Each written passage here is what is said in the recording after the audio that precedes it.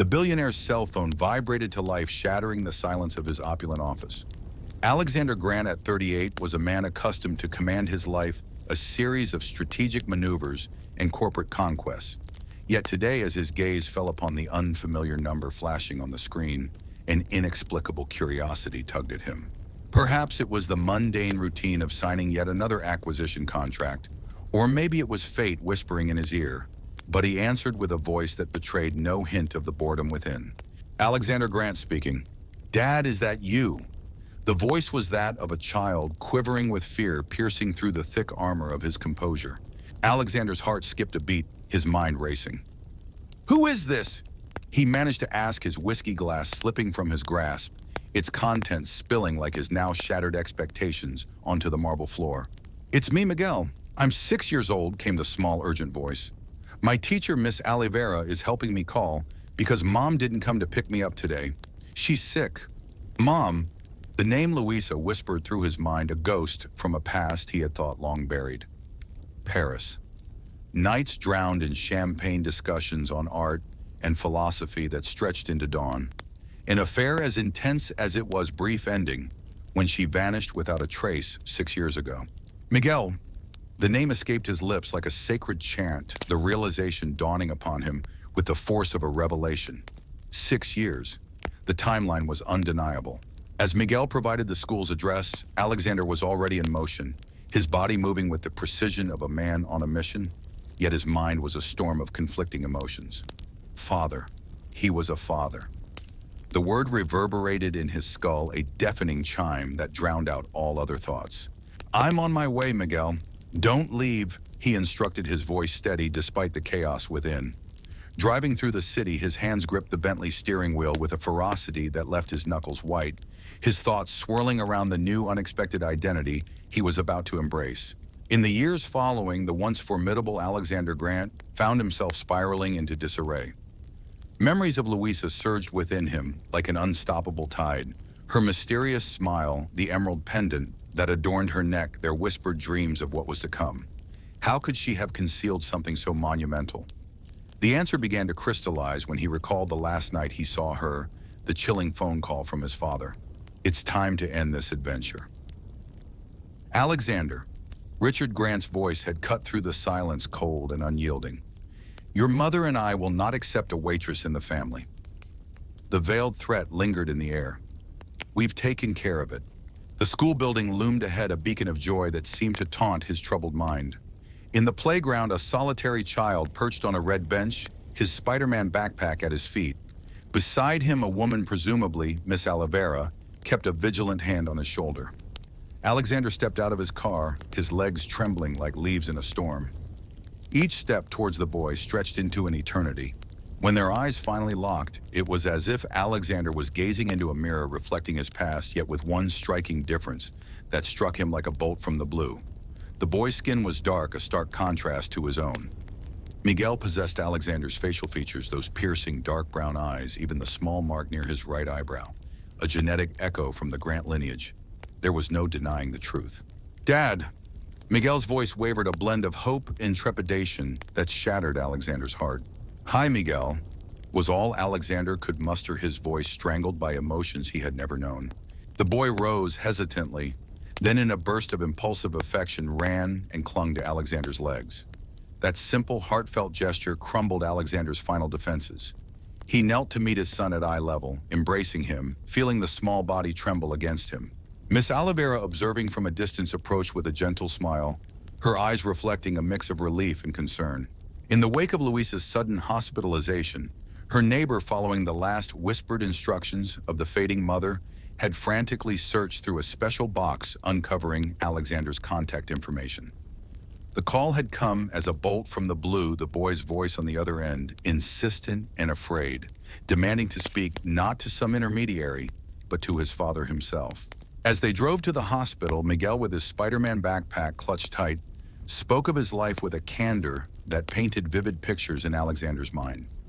Each story, each little anecdote about his mother, his school, and his favorite cartoons was like a puzzle piece falling into place, revealing a picture Alexander hadn't realized was missing from his own life.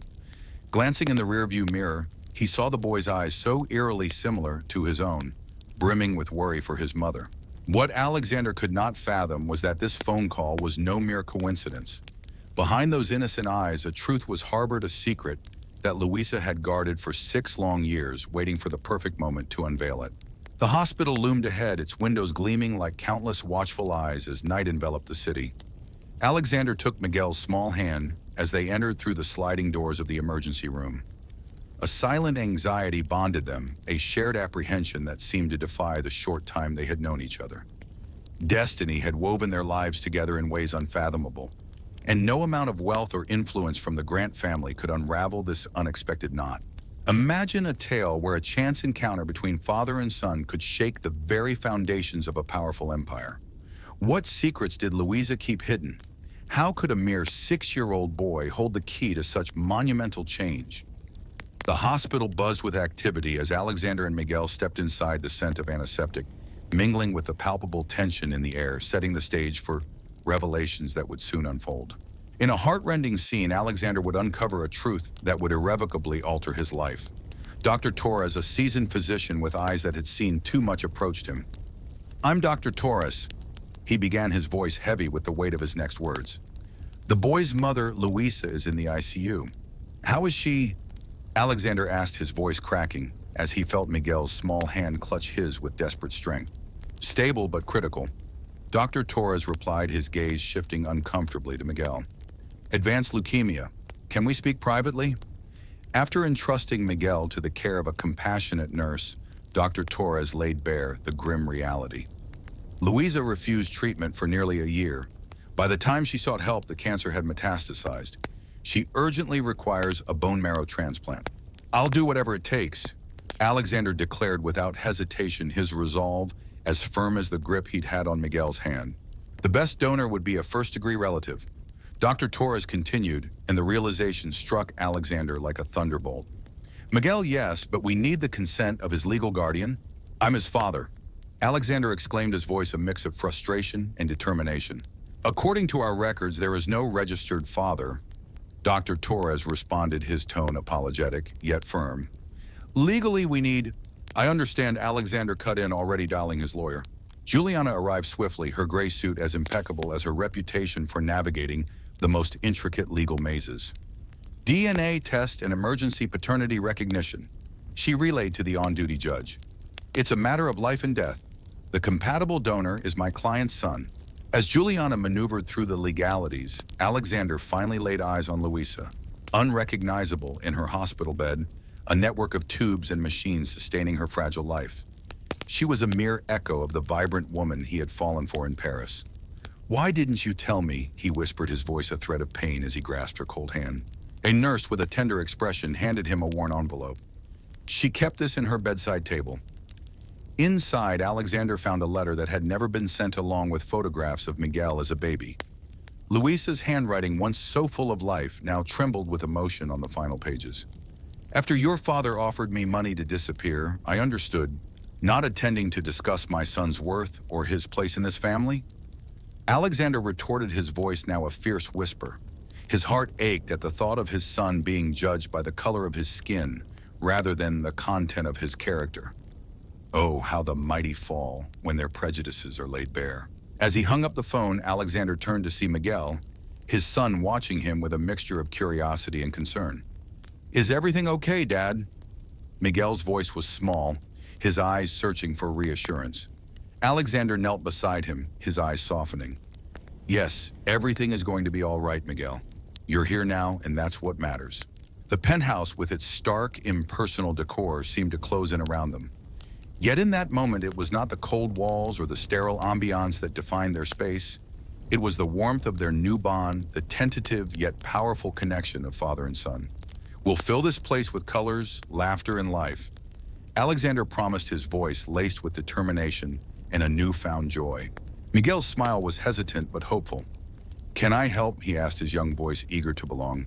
"Absolutely," Alexander replied, feeling the weight of the world lift slightly from his shoulders. "We'll start with your room. What colors do you like?" The conversation shifted to paint swatches and furniture, but the undercurrent of the earlier conversation with Richard still lingered. Alexander's resolve was firm.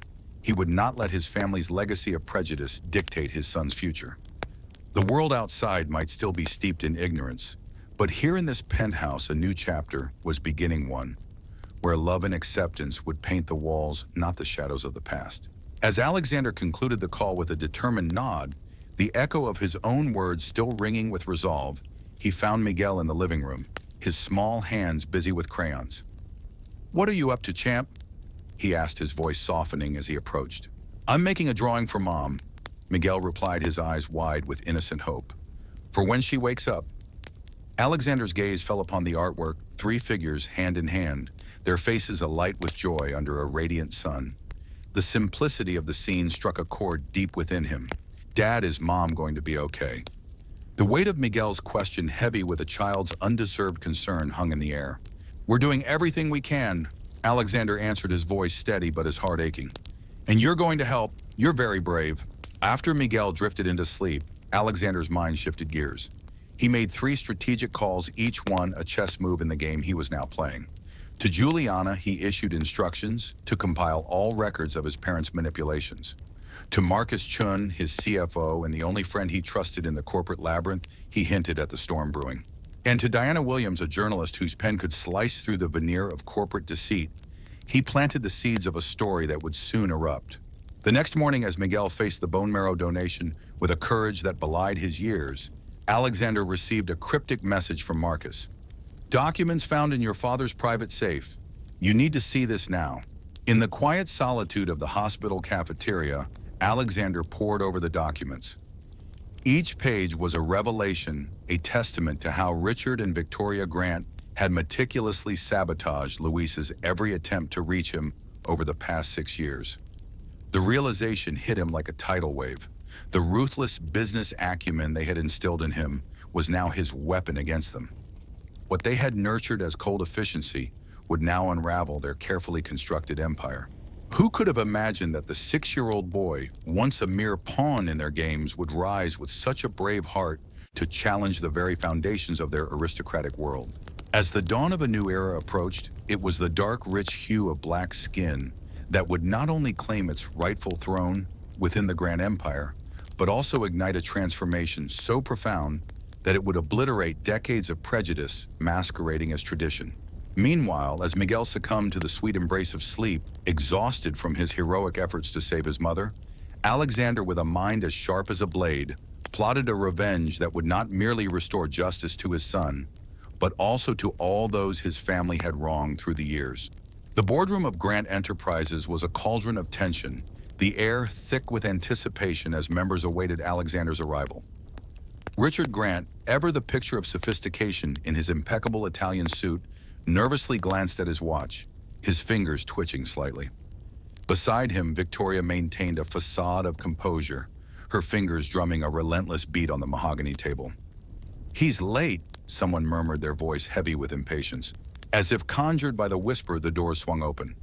Alexander strode in, not solitary, as one might expect, but flanked by three figures. Juliana, his astute lawyer, Marcus Chen, the chief financial officer with a keen eye for numbers, and, to the dismay of Richard and Victoria Diana Williams, the journalist whose reputation for unearthing truths was as fearsome as it was formidable. "Sorry, I'm late," Alexander announced with a calm that belied the storm brewing within. "I was at the hospital with my son." The mere mention of son draped the room in a heavy silence. Richard, attempting to regain control, cleared his throat. "I believe this is a private board meeting. Your guests should leave."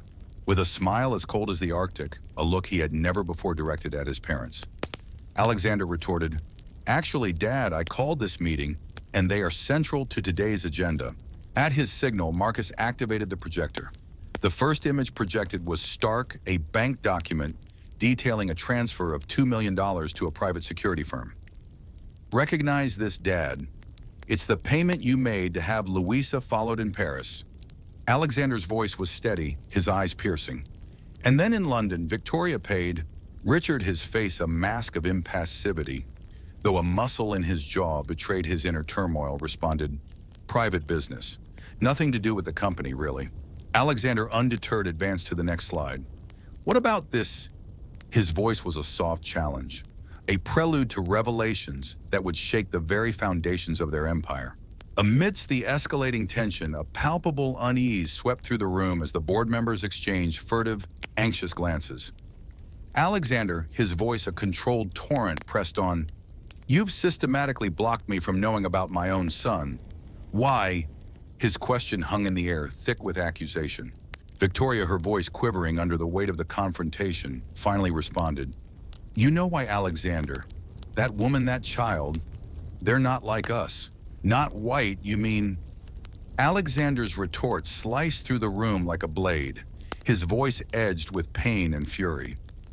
With a decisive click, he advanced to the next slide, revealing a stark image of Louisa, frail and tethered to life by machines in a hospital bed. A murmur of discomfort rippled through the board members as some averted their eyes, unable to bear the sight. "This," Alexander declared, his voice breaking, "is the mother of my child battling a cancer that could have been treated if she hadn't been alone, fleeing from your prejudice." Diana Williams scribbled notes with a fervor, while Richard, realizing the depth of his miscalculation, attempted to steer the conversation. "What exactly do you want, Alexander?" he demanded, his tone striving for authority. "Justice." Alexander replied, his answer simple yet laden with profound implications. "And change." Juliana, with a solemn grace, distributed folders to each member. "Here is a proposal for the restructuring of Grant Enterprises," she explained. "It includes new diversity programs, scholarships for talented young Black individuals, and a foundation dedicated to combating institutional racism, all funded by 30% of our annual profits." Richard's fist pounded the table, his face contorted with anger. "This is absurd. The shareholders will never—" "They already have," Marcus cut in, brandishing a document adorned with signatures. "While you were busy hiding your prejudice, Alexander secured the support of 62% of the shareholders." "Impossible," Victoria gasped, her voice barely a whisper. "Quite possible," Alexander countered, his eyes blazing. When they saw this, he transitioned to the next slide, revealing personal emails where Richard and Victoria callously discussed strategies to prevent impure blood from tainting the company's lineage. The revelation struck like thunder, leaving the room in a stunned silence, each member grappling with the gravity of their actions and the profound shift that was about to unfold. Forces, but from the very heart of their own making. The room had been a battleground, not of swords and shields, but of words and wills, each one more cutting than the last. One of the eldest board members, his face ashen, rose unsteadily to his feet, his voice quivering with revulsion. "This is indefensible, Richard," he declared, his words slicing through the thick air of tension. "And this," Alexander pressed on, his voice unyielding, "is merely the beginning of what I will not yet disclose to the media." Diana Williams, her notepad brimming with notes, wore a smile of grim satisfaction. "Unless," she interjected, "my series of exposés starting tomorrow are met with concrete announcements of change within the company." Richard turned to his son, his eyes blazing with a tempest of anger and disbelief. "You would destroy your own family," he hissed. Alexander's laugh was devoid of mirth, a hollow echo in the somber room. "Family," he scoffed. "You've kept me from knowing my own son due to your prejudice. You left Louisa to face cancer alone, all to safeguard your precious reputations. No father. You and mother destroyed this family long before today." With a gesture both firm and final, Alexander pushed a document across the polished wood of the table. "Your resignation as president, effective immediately. You retain your shares but without voting rights. Mother will follow suit. And if we refuse—" Victoria's voice was barely a whisper, her challenge weak. Alexander's response was a sad smile. "Then tomorrow the entire nation will learn the true nature of the people behind the Grand Empire. Every racist email, every sabotage attempt, every cent spent to keep a grandson from his grandfather because of skin color." Richard's gaze locked onto his son, a silent battle of wills. After what felt like an eternity, he reached for the pen, his hands shaking as he signed away his legacy. "You don't understand what you're doing," he murmured. "On the contrary," Father Alexander retorted, collecting the documents with a sense of purpose. "I am doing exactly what you taught me, removing any obstacle to the company's future. The difference is, my vision includes people like my son." As the meeting adjourned, the board members departed in a hush, their eyes averted from Richard and Victoria. The empire they had meticulously constructed was now collapsing not from external threats, but from the very core of their own creation. The roots of prejudice had burrowed deep. The repercussions of their attacks felt not through physical blows, but through the scars they left on the soul. Alexander lingered in the doorway, his eyes tracing the lines of time, etched deeper into his parents' faces, as if each minute of the past hour had aged them by years. "Luisa is recovering," he whispered, his voice a soft echo in the room. Miguel, his young mind grappling with the fragments of truth, had inquired about his grandparents just the day before. Victoria's eyes widened, a spark of surprise igniting within them. "Despite everything, he still doesn't know the truth about you." Alexander continued, his words hanging like a delicate balance between revelation and concealment. "That will depend entirely on your next actions." Stepping out of what was once the bastion of his parents' unassailable authority, Alexander felt the burdens of the past begin to slip away. The Grand Empire, a monument to their legacy, would not crumble this day. Instead, it would evolve, embodying not just the might of wealth, but the might of justice. In the hallway, Diana Williams stood, her sharp gaze dissecting Alexander, peeling away layers to understand the man beneath the mask of the corporate titan. "Why did you choose me for this story?" she demanded, her voice cutting through the silence. "You could have selected any reporter." Alexander paused, the weight of her question settling upon him. "Because some truths," he responded after a moment, "need to be voiced by someone unafraid to challenge power." He looked at her, his gaze steady. "And because transformation often begins when darkness is exposed to the unforgiving light of day." Unbeknownst to them, the true battle was yet to unfold. As the empire braced for its monumental shift, unseen forces were already at work, scheming in the shadows to maintain the old order. The pivotal question lingered: would a father's newfound love for his son prove robust enough to confront the very system he had helped erect? Morning light gently filtered through the hospital room where Luisa, her strength slowly returning, watched Miguel, her son, asleep in the armchair beside her. Alexander entered, his steps quiet, carrying coffee and a bouquet of daisies. Miguel's revelation of her favorites, a silent testament to the bonds of family and the promise of renewal. "How are you feeling today?" he asked, his voice tender as he placed the delicate bouquet into a vase. "Better with each passing day." Luisa replied, her smile illuminating the room. The doctors had confirmed the success of the transplant, and now, 6 months later, the world of the Grants had been utterly transformed. Not only had Luisa's life been saved, but Alexander's spirit had been redeemed. The air buzzed with anticipation as Alexander mentioned, "The press conference is today. Are you sure you're ready?" Luisa's nod was firm, her resolve clear. "We've hidden too many truths for too long." Outside, the media frenzy was palpable. The news of the Grant heir appearing alongside his 6-year-old son Miguel, and the boy's mother, a former employee dismissed due to the family's racial prejudice, had ignited a wildfire of interest. Meanwhile, in the now eerily quiet Grant mansion, Richard watched the unfolding drama on television. The past weeks had been a whirlwind of loss.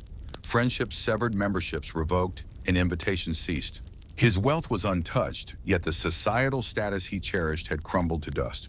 "Turn that off," Victoria pleaded, her voice tinged with despair. Richard, however, remained fixated on the screen. "We need to confront the consequences of our actions," he murmured, his eyes heavy with regret.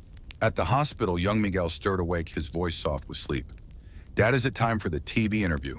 In the hospital lobby now, a makeshift press room, Diana Williams, whose reports on corporate racism at Grant Enterprises had earned her a Pulitzer nomination, stood ready to mediate.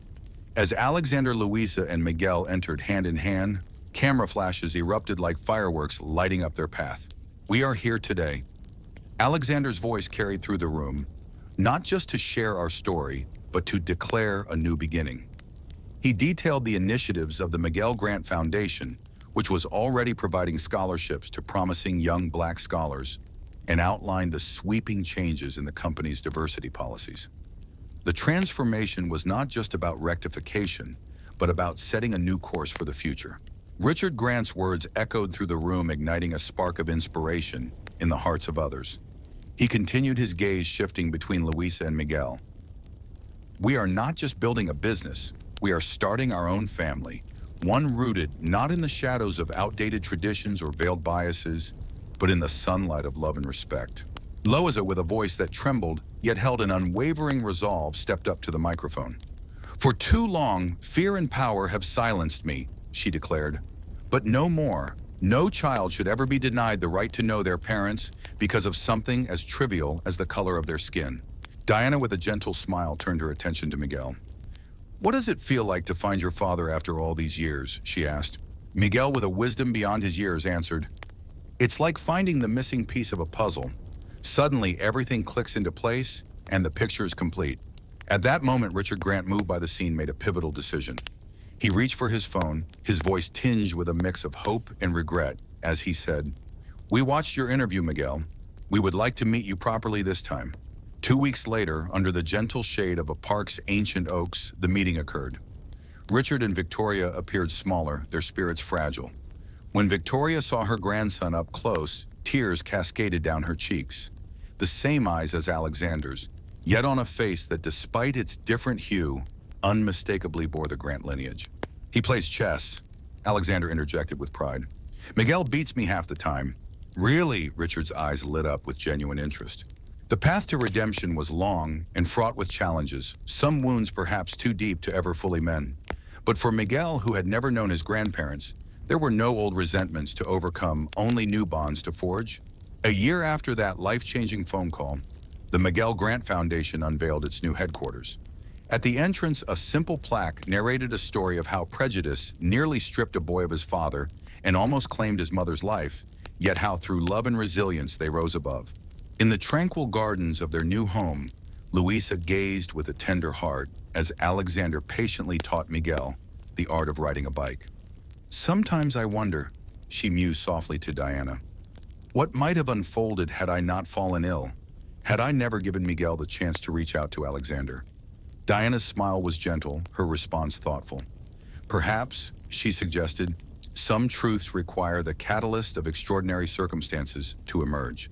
In stark contrast, Richard and Victoria, though still cloaked in wealth, found themselves ensnared in a desolate existence, isolated by the very world that now saw them for who they truly were. Their punishment was not the depletion of their riches, but the heart-wrenching realization that their empire built on prejudice had severed the bond with their only son. Meanwhile, Alexander learned that true wealth was not measured in monetary terms, but in the priceless moments of life, assisting with homework, weaving bedtime tales, imparting values that truly enrich life. He watched his heart swelling as Miguel pedaled away on his bike for the first time, with Louise's cheers filling the air with joy. In less than a year, they had transformed from mere acquaintances into a tightly knit family, proving that when justice prevails, we not only mend past errors, but also forge entirely new paths for the future. Dear viewers, if this narrative of triumph over adversity has resonated with you, we implore you to engage with us. Leave a comment, share your thoughts like this video, and subscribe to our channel. Let's continue this journey together, exploring stories where true revenge is not about repaying evil with evil, but about crafting a life so exceptional that it compels even our adversaries to acknowledge their own shortcomings. Thank you for watching, and remember, your support fuels our passion to bring more inspiring tales to life.